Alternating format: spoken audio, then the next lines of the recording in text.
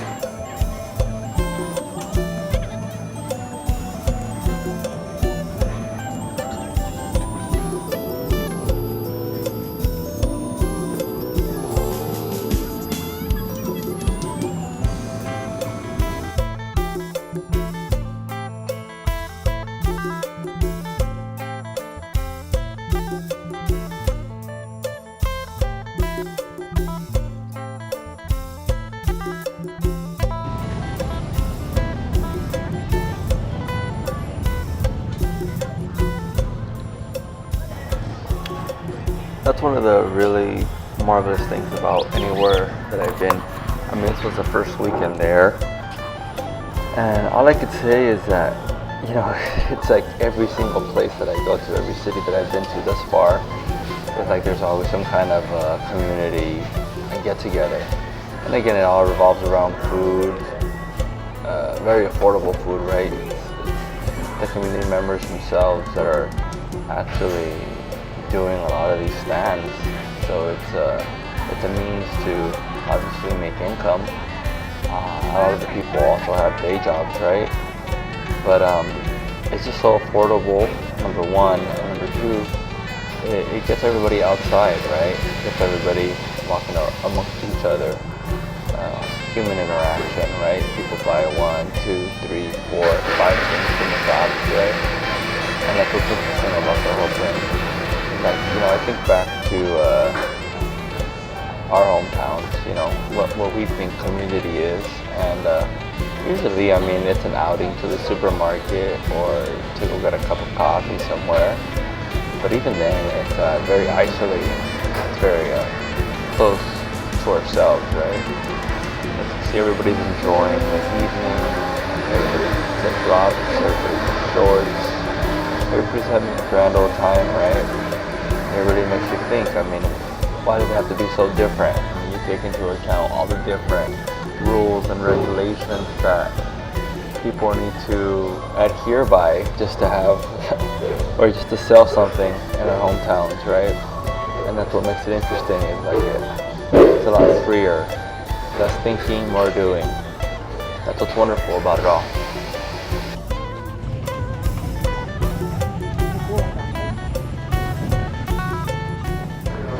So this coffee shop that we're going to be going into right now is literally like right on the Riverside. Very lovely little coffee shop, little nice place to get away from all of that. And we watched the sunset up there. I was having trouble getting in. I thought you needed a pull or push, but really it's slide. So I thought it was closed for a second. Then I go over to the other side. And here we go.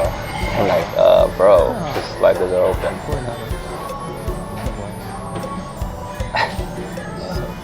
All confused.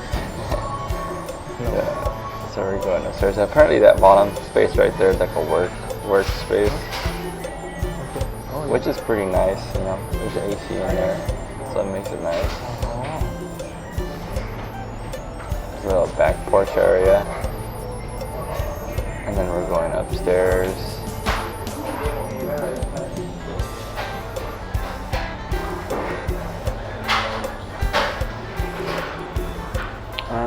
place out. It's a very chill vibe there.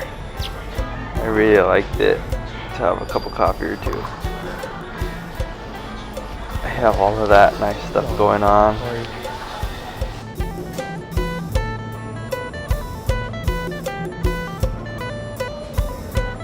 You get a latte, no sweet, no sweet. Ice latte.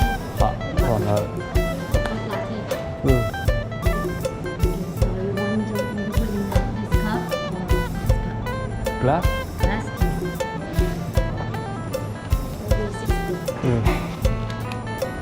How was your day today? Good? Not bad at all. You have a good view, huh? What's your name? Shane. Nice to meet you, Jane. Carlos.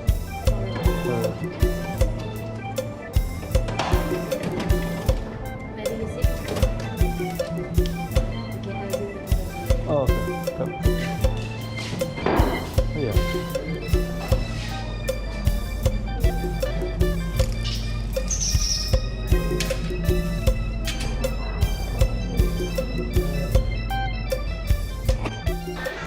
Yeah, as I'm chilling there, I'm just trying to think, like, it's like the times in life that is like the most simplest, but are the nicest, right?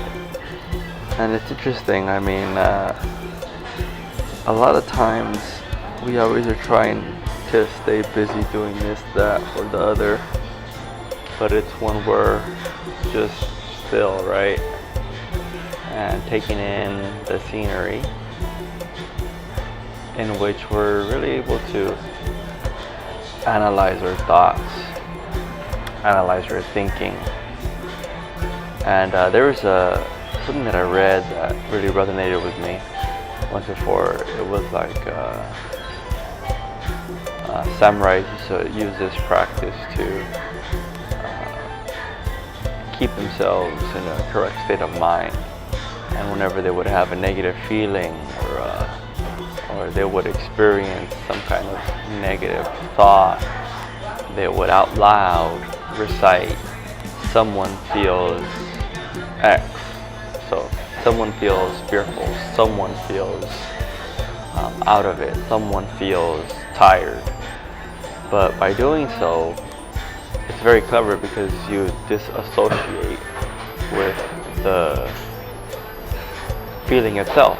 You start understanding more and more that it's not really you that's feeling the feeling, but rather something outside of you, right? And that's what's interesting about that whole thing, is that life, I mean, would it not be better to live a life worth living, or a life of trying to survive, trying to figure out?